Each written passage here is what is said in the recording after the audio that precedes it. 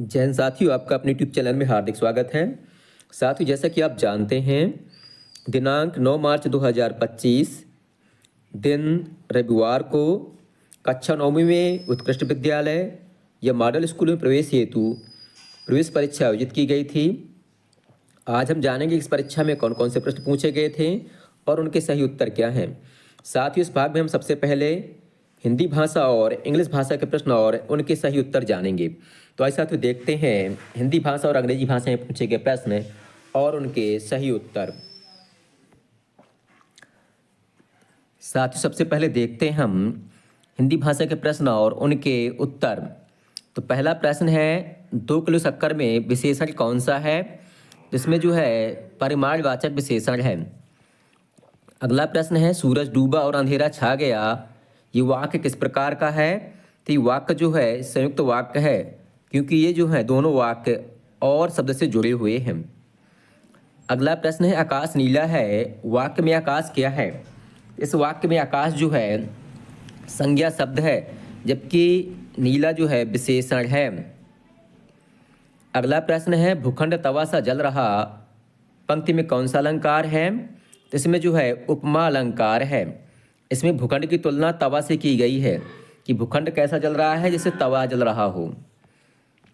अगला प्रश्न है, अजनबी शब्द का हिंदी में रूप क्या होगा? तो इसमें हिंदी में रूप होगा अपरिचित होना।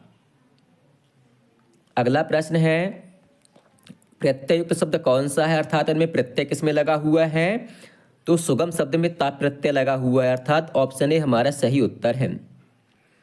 अगला प्रश्न है, माता पिता में कौन सा समास है? तो माता पिता में जो है द्वंद्व समास होगा। अगला प्रश्न है, एक अनार 100 बीमार, लोकोक्ति का अर्थ क्या होगा? तो इसका अर्थ होगा एक वस्तु एक है और चाहने वाले अनेक हैं, अर्थात ऑप्शन ए हमारा सही उत्तर होगा। अगला प्रश्न है, कुंडलिया लिखने में कौन से कवि प्रसिद्ध हैं? तो इसका सही उत्तर है ऑप्शन पहला, गिरधर कवि। अगला प्रश्न है, आंखों में धूल झोंकना किसका उदाहरण है? तो ये जो है मुहावरे का उदाहरण है। अगला प्रश्न है, भानुदय शब्द का संधि विच्छेद क्या होगा? इसका संधि विच्छेद होगा भानुधन उदय। कम बोलने वाला क्या कहलाता है? तो इसको जो है मितभाषी कहा जाता है। अगला प्रश्न है, भाषा का मुख्य कार्य क्या है? तो भाषा का मुख्य कार्य जो है विचारों का आदान प्रदान करना है। अगला प्रश्न है, रात का पर्यायवाची शब्द कौन सा नहीं है? तो जो नलनी शब्द है रात का पर्यायवाची शब्द नहीं है। दोहा के विषम चरणों में कितनी मात्राएं होती हैं? तो दोहा के विषम चरणों में 13 मात्राएं होती हैं। साथियों, अब देखते हैं अंग्रेजी भाषा के प्रश्न और उनके उत्तर। इसमें हमें बतलाना है कि जो बिटर शब्द है उसका विलोम क्या है? तो इसका विलोम होता है स्वीट। बिटर मीन्स होता है कड़वा, स्वीट माने मीठा। अब जो हमें जो गुड शब्द है इसका कंपैरेटिव रूप बताना है। तो गुड का जो कंपैरेटिव डिग्री होती है ये होती है बेटर।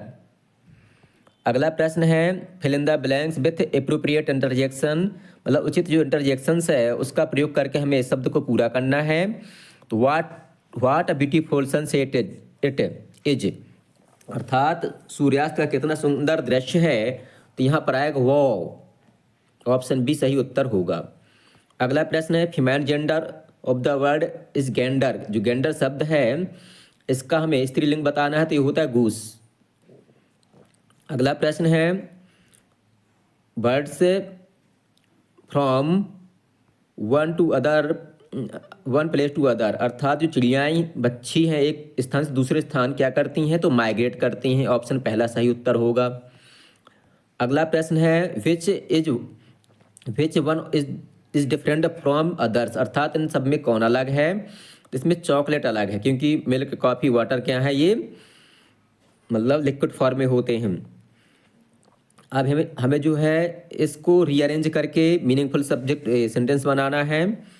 इसका आएगा डैम्स पहला, फिर आएगा दूसरे नंबर पे आर, डैम्स आर, फिर यूजफुल फॉर अस अर्थात तीसरा, फिर दूसरा, फिर पहला, फिर पांचवा, फिर चौथा, अर्थात जो ऑप्शन डी है हमारा सही उत्तर होगा। अगला प्रश्न है, choose the antonyms of the following word, हमें जो है इसका विलोम शब्द बतलाना है। तो एंड का विलोम क्या होगा? एंड का विलोम होगा स्टार्ट। अगला शब्द है, प्रश्न है, rewrite the sentences using prefix. हमें जो है जो ये शब्द दिया गया है इसमें हमें प्रत्यय लगाना है, उपसर्ग लगाना है और वाक्य को पूरा करना है। वाक्य दिया गया है, many drivers obey the speed restriction on the roads.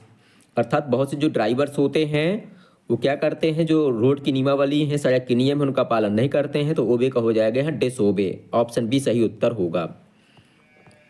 अगला प्रश्न है, I waited for the bus finally took a cab. मैंने जो है बस की प्रतीक्षा की और अंत में जो है कैब लेकर चला गया। तो इसमें आएगा, इसका सही उत्तर होगा but. I waited for the bus but finally took a cab. अगला प्रश्न है, identify the subject and predicate in the following sentences. जो ये वाक्य दिया गया है इसमें हमें जो सब्जेक्ट है अर्थात कर्ता है और जो प्रेडिकेट है अर्थात जो विधेय है इसको अलग करना है, बताना है कि कौन इसमें सब्जेक्ट है, कौन प्रेडिकेट या विधेय है। प्रेडिकेट कहलाता है कि कर्ता के बारे में काम क्या कर रहा है। तो इसमें सब्जेक्ट है my brother is reading a novel और प्रेडिकेट है रीडिंग अ नोवेल, अर्थात भाई क्या कर रहा है, नोवेल का अध्ययन कर रहा है। तो ऑप्शन बी सही होगा। अगला प्रश्न है, Sohan is a small town. Simple past tense में लिखना है कि सोहन क्या करता है, मतलब सिंपल पास्ट टेंस में आप जानते हैं क्रिया का दूसरा रूप होता है। तो Sohan lived in a small town. Option B सही उत्तर होगा। अगला प्रश्न है, pick the name which is not Yudhishthir brother. हमें बताना है कि इनमें से कौन युधिष्ठिर का भाई नहीं था। तो आप जानते हैं जैसे भीम, अर्जुन, सहदेव युधिष्ठिर के भाई थे। शकुनी जो है कंस उनका कौरवों का मामा था। तो ऑप्शन डी हमारा सही उत्तर होगा। अगला प्रश्न है, in the adverb tell about a verb which of the following groups having adverb. इनमें से हमें बताना है कि जो एडवर्ब है, एडवर्ब कहलाते हैं क्रिया की विशेषता बताने, क्रिया विशेषण। इनमें से क्रिया विशेषण कौन से हैं। तो इसका सही उत्तर होगा option C, neatly, slowly, beautifully और फ्लूसली। इंग्लिश भाषा का अंतिम प्रश्न है, adjective form of the owner. जो ओनर है इसका हमें विशेषण रूप बताना है। तो इसका हो जाएगा ऑप्शन पहला, ऑनरेबल। तो इस प्रकार से हिंदी भाषा और इंग्लिश भाषा के ये प्रश्न पूरे होते हैं। अगले भाग में हम देखेंगे विज्ञान और समाज विज्ञान विषय के प्रश्न और उनके सही उत्तर।